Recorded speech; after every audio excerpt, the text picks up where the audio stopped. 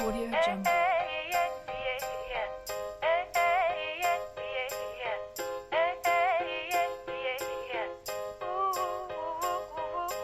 Audio Jungle.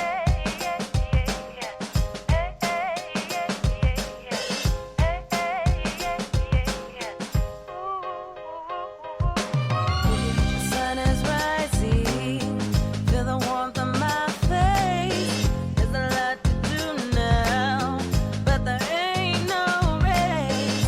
I sip my coffee, I'm feeling fine. No need to work yet, I'm gonna take my time. It's a brand new day, gotta take it on my way. Gotta take it on my way. It's a brand new day. Gotta take it on my way. Gotta take it on my way. Good evening. Welcome to WSBI, your Resource for Success podcast program, where you get to meet inspiring women-owned businesses from across the country. My name is Kimberly McLemore, and I am your host. With us, we have Constance Jackson, founder and owner of Jackson Contract Solutions. Welcome, Constance. Hello. How are you doing this evening? I am doing well, Kimberly. How are you? I'm good. I'm so glad that we got this opportunity to chat with each other about your business. So we see each other regularly, and we'll kind of dive into that a little later throughout the interview. But could you tell the listeners a little bit about yourself? Absolutely. Again, my name is Constance Jackson. I have technically been in business for 7 years, assisting government contractors, small and large, with proposal preparation, non-disclosure agreements, teaming agreements, and also contract management assistance. Also assisting the government with acquisition support, writing all of their acquisition documents, and helping with the items that are required to release a request for a proposal. Okay, wow. All right. So you got quite a bit there that we're going to dive into and dig out little pieces at a time. But tell me a little bit about where you're from, your personal life a little bit, how you kind of got into this before we dive into the actual other information about your business itself. Okay, I am originally from Pensacola, Florida. I grew up as a military brat, so I've lived in several parts of the country, and I've always been interested in legal legal everything. So I thought when I was growing up that I was going to be an attorney later on in life. Wow. Okay. So that kind of is what inspired you to do a business? Or was it something else, a situation or other things that had inspired you to get into this? I actually fell into the whole, I guess it was kind of brought out in me with different things. I noticed, although I grew up in a military family and had the other parent who worked for the government and retired after 35 years, I've always wanted to do something for a certain amount of time and move on to the next opportunity. I attempted when I was really young in my 20s, while working for a company for about 6 or 8 months, to move into a new position. And at that time, it was frowned upon. And, you know, instead of cultivating the spirit that I had to want to learn something new, they made me feel bad about wanting to leave my position after only being there for 8 months. Wow. Wow, that is crazy.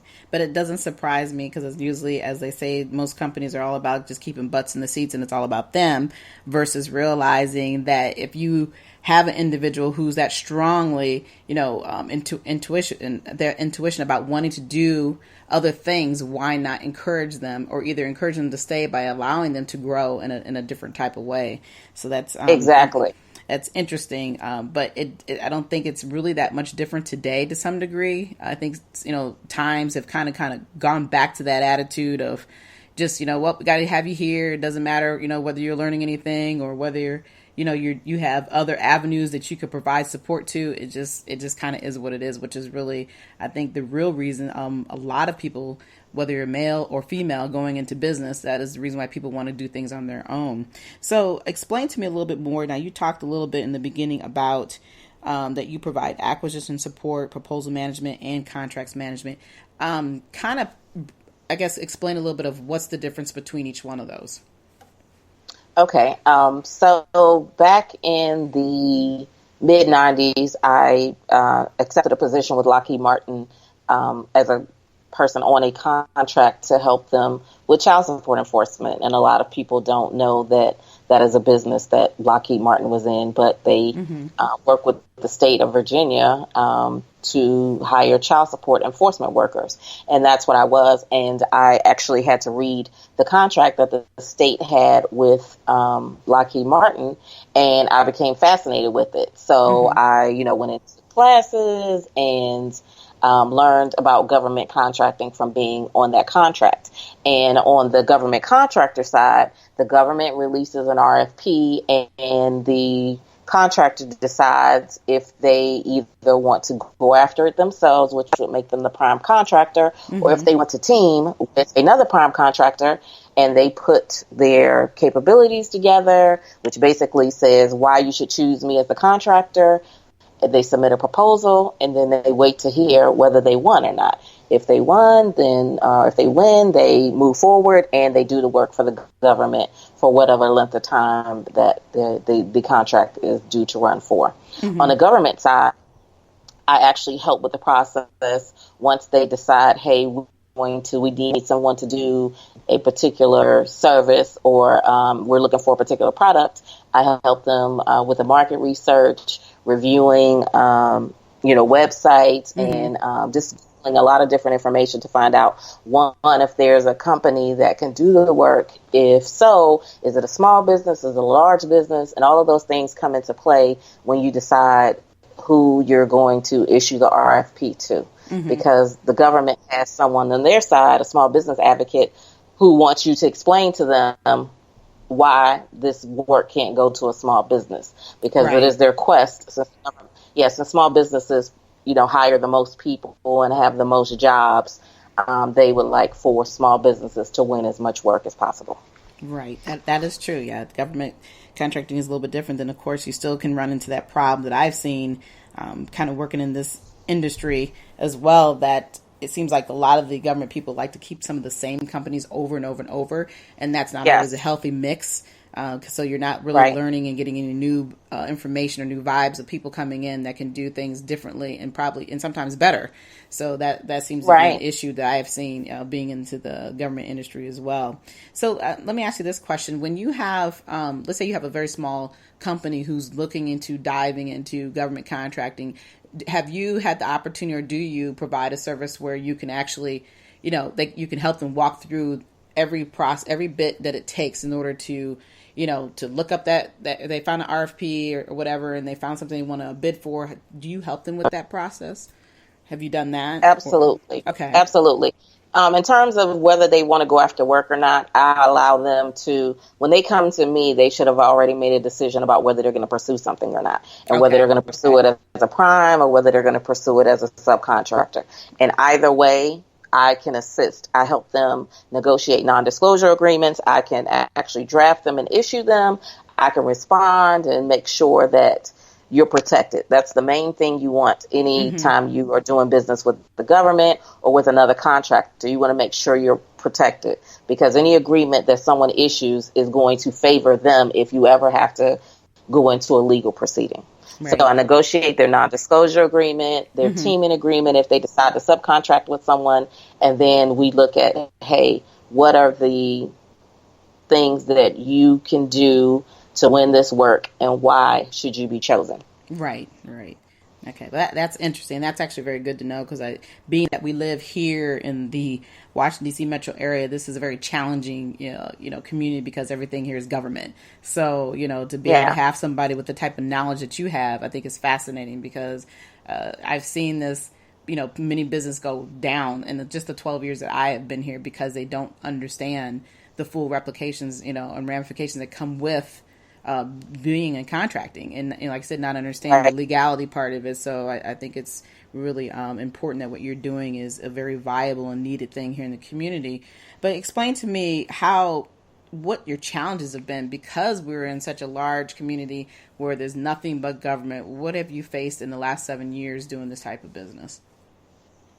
I would say the biggest challenge is making sure that you keep everything professional and everything on a business level. I had a relationship with a client that started out as a business relationship, but we did business for quite a while, and it, sort of evolved into a personal relationship. And we did have a contract for the work that I was providing, but that client ran into financial issues.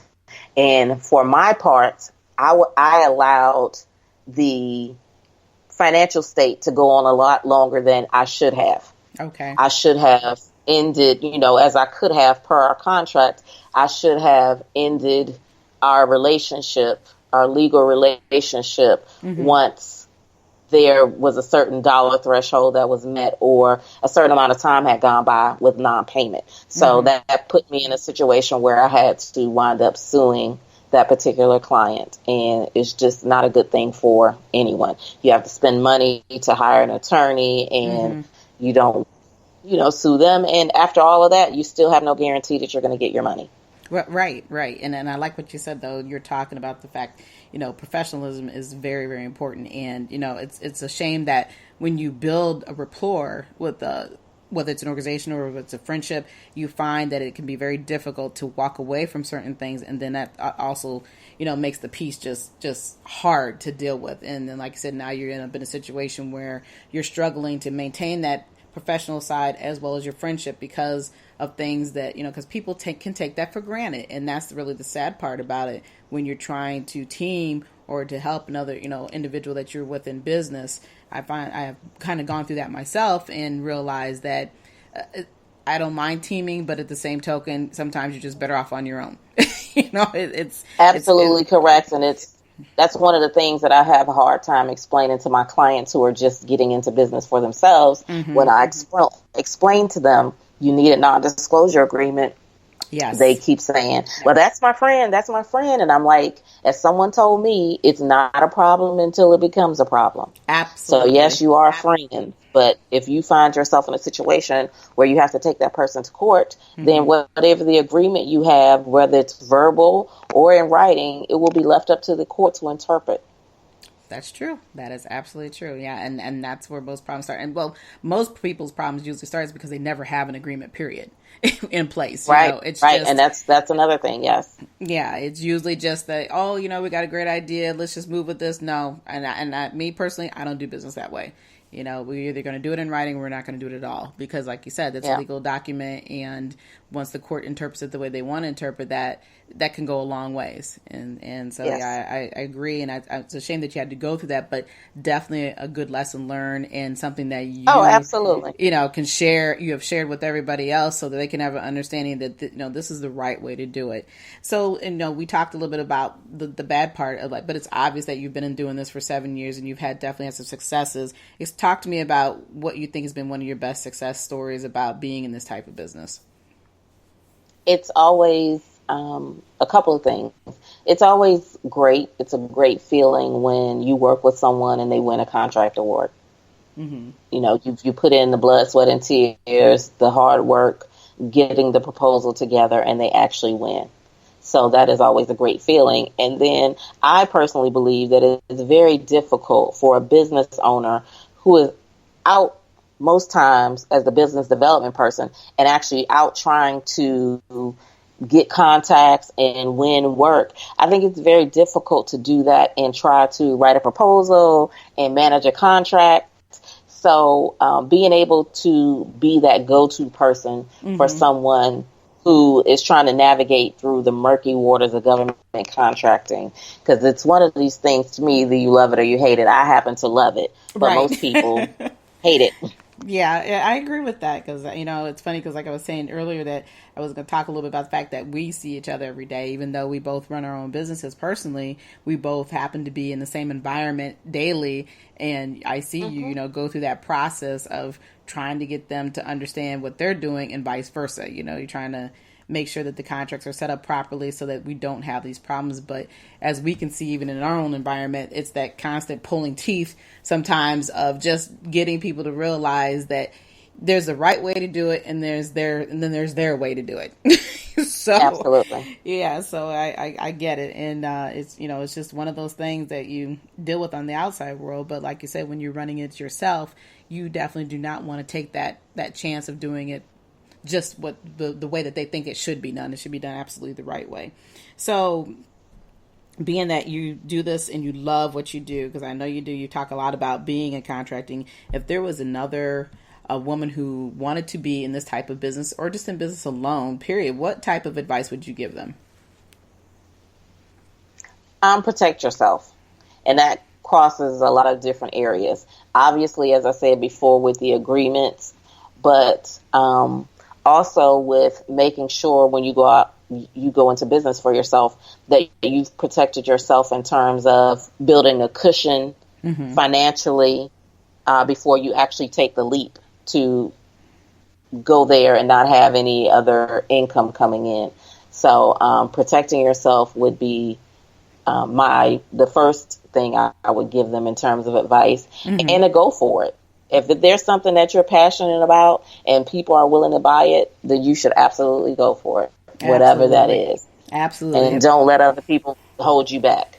Right, exactly. Yeah, that's my thing. I always tell people, dare to be fearless. You have that right to dream, make that dream a reality, but the key word is, like you said, do it the right way. And that's the biggest problem that most people have. At least it's one thing to have a passion, but once you realize what that passion is, you have to take the proper steps to make it work so that you can last, so you're not just a fly-by-night organization or, service or whatever it is that you're providing. And I always believe that, living that dream, is the most important piece, because I know it's a struggle sometimes to have to walk in to, those doors that we go through every day and have to go sit in a cubicle, especially when you have that desire that's running back and forth in your head. So it's just always, but like you said, the bigger piece is that you never walk away from something that's going to help you build your dream. And like I always tell people that, at the end of the day, you can either continue to, you can go for your dream, or you can continue working for those who are that are living their dream. So that's, the way that I look at things. And I think it's always positive and important for people to look within inside themselves and figure out what it is that they love to do. And your advice is absolutely on point for that. Some other quick questions. So how can people get a hold of you? Which I think is important to know. Absolutely. You can reach me via my website at www.jcs-llc.com or via email at cjackson@jcs-llc.com, or you can reach me via phone at 202-520-5246. All right. And one other place they can also reach you at was where? Where else? You can absolutely, absolutely reach me on Miss McLemore's website as well, because I am a member. That's right. Yes, you can definitely reach Miss Constance at the Women's Small Business Initiative, and I'll give you that information here in a few minutes. But I definitely want to bring that up, that it's important that she is one of our first members, and I love that because this is an opportunity for other people to reach out to her about her services, or even just learn some information on that she can provide to help you get to the point, whether you're trying to get into the world of contracting or just come into business, period, just understanding some of that legality part and understanding how it works. She can give you that advice because you have many years of background, not just in the business itself, but just overall. So, ladies, please reach out to Constance Jackson. She is a wealth of information. But do you have any last words that you want to talk about there, Constance? As I was saying before, I just want everybody to pursue their dreams. I want them to go for it. I want them to understand that there will be some tough times. There will be times where you might feel like pulling your hair out. You might feel like crying. But if you're passionate about it, keep going. Absolutely. Well, I want to thank you again for coming on tonight. It's been a pleasure, and I always enjoy talking to you. And tonight's special, so getting the opportunity to share your story, that's always a thing that I love to hear other women talk about. So again, thank you for coming on. For everybody else, you all have a good night. You will find me here, though, every Thursday evening at 7 p.m. You can also find me through the WSBI website at www.wsbillc.com. You can also visit me on Facebook, LinkedIn, and Instagram. But until then, enjoy the rest of your evening.